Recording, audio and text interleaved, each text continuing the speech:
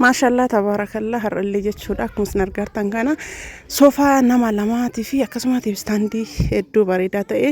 qabadhee isin dhufee jira jechuudha akkuma isin argartan kana soofaan kuni gatiin isaallee baay'ee qinnaashidha jechuudha maashaallah lama argitanii lachuuyyuu kararriin isaallee garagara akkuma isin argartan kana jechuudha maashaallah namoonni soofaa kana jaallattan yookaan barbaadanii kootaati keessan na dubbisaa isiniin jedha soofaan kunis boonjii irraa osoo hin taane boondii irraa ka dalagame jechuudha gatiin isaallee baay'ee qinnaashidha ittaan TV standidha. TV standin kuni akkuma isin argartan kana maashaallah masaabaa yookaan ammoo kiisii jechuudha jalaa afur qaba jechuudha akkuma isin argartan kana gubbarraa balbala lama qaba jechuudha itti aansee madaddaraallee ofirraa qaba jechuudha. TV standin kuni televiziyoonii bal'aadhaaf ka ta'u jechuudha kiisiin isaa balballi isaa garaa keessaa akkuma isin argitan kana maashaallah soofaa kanneen illee Assalamu alaikum warahmatullahi wabarakatuh. Ashama argafuun jaalatamtoota fi kabajamtoota zulaa maashoo jirtu bakkuma jirtanitti nagaa fi kabajaan keessan biraa jiraatu isinin jedha hordoftoota kiyya hundi keessanuu kan islaamaatii fi kan kiristaanaallee hundi keessanuu nagaa fi kabajaan kiyya bakkuma jirtanitti isin biraa jiraatu warroonni na jajjabeessitanii akkasuma hamilee naaf taatan hedduu isin jaaladha isin kabajaa na caala rabbi isin jaalatu baay'ee isin jaaladha naaf galatooma maal jedhee akka isiniif ibsu hin beeku wallahi hedduu boota guddaa isiniif qaba jechuudha namni guddina nama hawu rabbi isuma guddisa jechuudha hedduu naaf galatooma isin jaaladha isinin jedha akkuma isin argartan kana inni kun soofaan kun boondiidha jechuudha maashaallah so boondiidha baay'ee bareedaa ka ta'e gatiin isaallee qinnaashidha namoonni barbaadanii kootaati ajajadhaa isinin jedha gatiin isaallee baay'ee bareedaa waan ta'eef akkuma isin argartan kana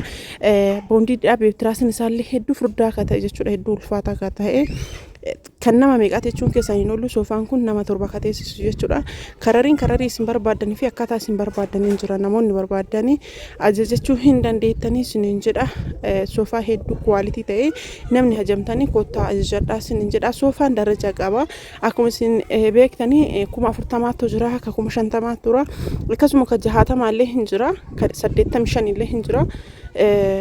boondiidha yoo ta'e illee akkasuma kan dhibbaallee hin jira daraja qaba jechuudha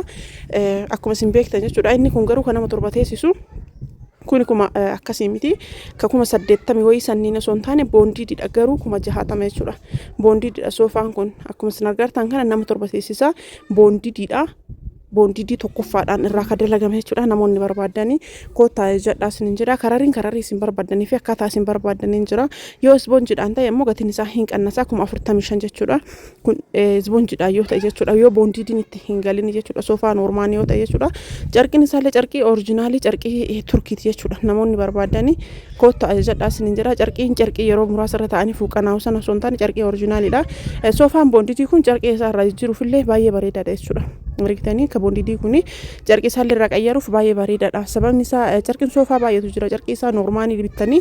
ittillee godhattanii akkasittillee baay'ee bareeda jechuudha meeshaalee obboleetti teenna soofaan isii akkana fakkaata jechuudha soofaan ammoo kun ammoo kana jechuudha iskama goddanyaa isiiti isboonjiidha isinin jedha inni kun boondiidha miti inni kun ammoo kuma 45 namoonni barbaadanii kanaan ta'e saniin ta'e ajajachuun hin dandeettan isinin jedha akkuma isin argitan kunillee baay'ee bareeda kunillee nama torba teessisa jechuudha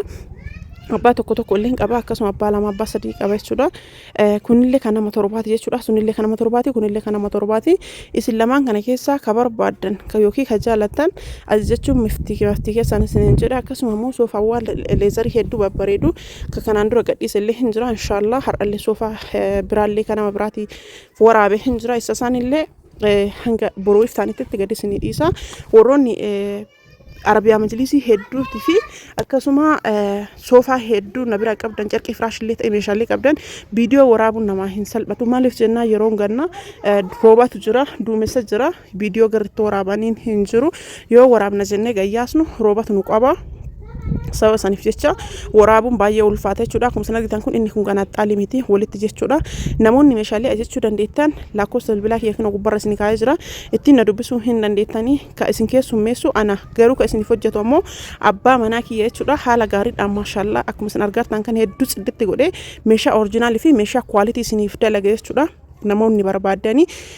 lakkoofsa isaatiin illee dubbistanii ittiin haasa'uu dandeettan jechuudha lakkoofsa bilbilaa isiniif kenna jechuudha namni barbaadan meeshaa kwaalitii meeshaa orijinaalii isiniif hojjeta jechuudha viidiyoo irratti ol hin baane garuu keessaan isiniif dalaga jechuudha inshallah viidiyoo irratti illee isiniif waraaba jechuudha